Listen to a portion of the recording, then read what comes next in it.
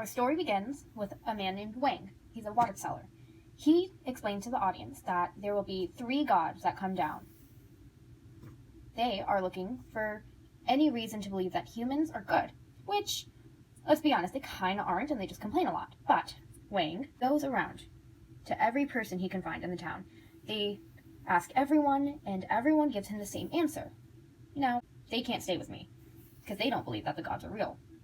The only person, however, that will let them stay at their place for a night, and who he can find, her name is Shen Te, and she is a prostitute. However, he, on the down low, was like, don't mention that you're a prostitute. So, she doesn't, and she lets him stay, and he goes somewhere else. They get to her apartment. She's very accommodating and very helpful to them, and they get to talking. She asks them pretty much, why is my life so terrible? Why can't I afford to pay anything? Why is life like this? They're just like, I don't know, man, that's just kind of how it be. But, you seem like a nice person, so, we're going to give you some money. They give her 1,000 silver dollars, which I don't know what the currency for that is, but, that seems like a lot of money to her. So they're like, okay, here you go, that's our bill, bye, peace, and they leave.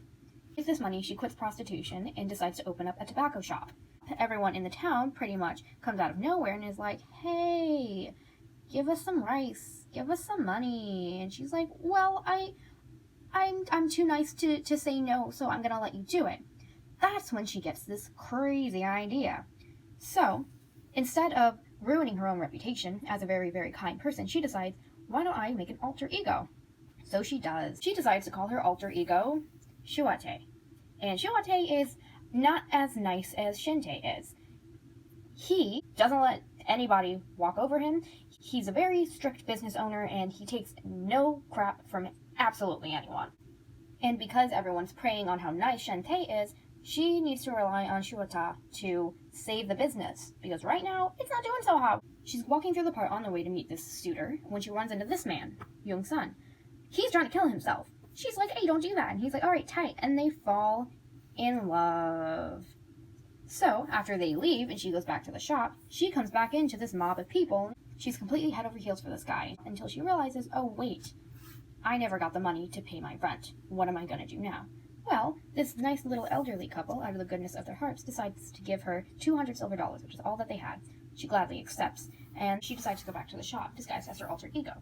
Yang Soon comes in also, and they get to talking. He starts to talk about how he isn't actually into Shang Te. He's just with her so that way he can get money so he can go back to Peking and become a pilot. Which isn't the nicest thing that she wants to hear.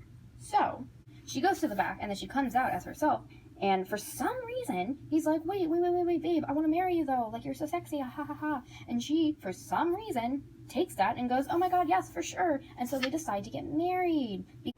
Now is the time for the wedding. Everyone's kind of excited. However, Young-sung goes and talks to his mom, and they're talking about how he doesn't want to marry her anymore because she straight up has no money. Like, none. And it's kind of awkward because everyone's there, the priest leaves, all of the guests start leaving because it's taking so darn long, and then they ultimately just don't go through with the wedding, and everyone's just kind of standing there. However, that doesn't mean that they don't go through with the wedding at all. So, they're talking, she's minding her own business, he leaves, goes somewhere else, and then, she finds out she's pregnant with his baby. She doesn't want him to really know, so she keeps it to herself. Later on, Shuate and Yang-sun are talking in the shop. He reveals that he knew that she was pregnant. They need to excuse themselves for a minute, because they don't know how to deal with this, so they go to the back and then begin crying. He hears this, gets concerned, because his train of thought is that Shuate is hiding Shente, and that he sent her away with his baby. Concerned, he does what any logical man would do. He calls the police. So, they arrest Shuate, and then they go to court. And it just so happens that the 3 judges are the 3 gods. How convenient. At the trial, it is revealed that Shuate is actually Shente. And then the gods are like, what the heck, man? However, one of them is kind of like, wait a minute.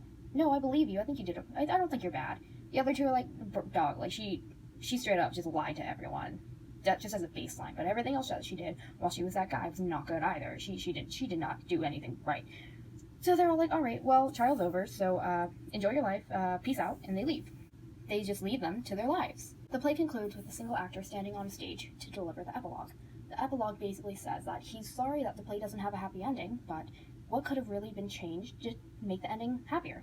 Could it have been the reaction from the gods? Could it have been the change in human behavior? What exactly would have changed the course of events? In conclusion, this play kind of slaps. 10 out of 10 would recommend.